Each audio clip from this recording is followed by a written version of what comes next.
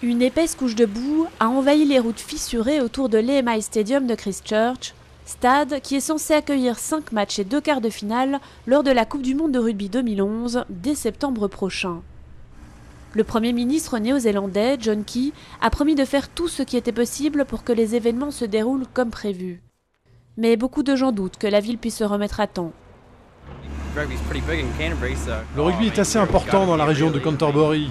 On est vraiment abattus ici.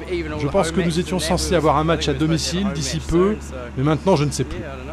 Plusieurs bâtiments dans les environs immédiats se sont effondrés et juste à quelques minutes de là, un tiers du centre-ville pourrait être démoli. C'est le deuxième tremblement de terre en 6 mois et la liste des morts continue de s'allonger.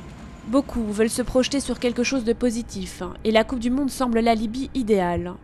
Mais pour ceux qui ont tout perdu, c'est encore un peu tôt. Les Néo-Zélandais sont passionnés de rugby et ça a été un grand événement d'obtenir la Coupe du Monde. Mais en ce moment, c'est la dernière chose qu'ils ont en tête. Avec ceux qui ont perdu leur vie, c'est tragique. Je ne sais pas comment les gens peuvent se concentrer sur le fait de savoir si nous aurons l'infrastructure nécessaire ou combien d'argent nous allons perdre. Je pense qu'à ce stade-ci, c'est hors de propos. Dans l'ombre du stade, le parking d'une concession automobile est rempli de cette boue un peu cimentée qui a jailli du sol lors du tremblement de terre. Cette liquéfaction a transformé en bourbier l'EMI Stadium, terrain majeur de la Coupe du Monde. D'accord pour que la Coupe se déroule en Nouvelle-Zélande, mais pas à Christchurch. On ne peut pas. Pensez aux résidents, les gens qui ont perdu leur maison. Ils vont avoir besoin de toi, et la dernière chose qu'il nous faut, c'est d'avoir des équipes de rugby et des touristes à Christchurch. Des gens qui mobilisent les lits et les motels. Les habitants en ont besoin.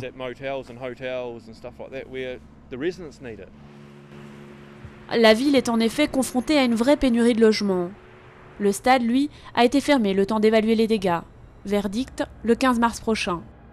Sans stade de rechange, le danger pour Christchurch de voir ses matchs délocalisés en Australie et la Coupe du Monde de rugby lui échapper reste présent.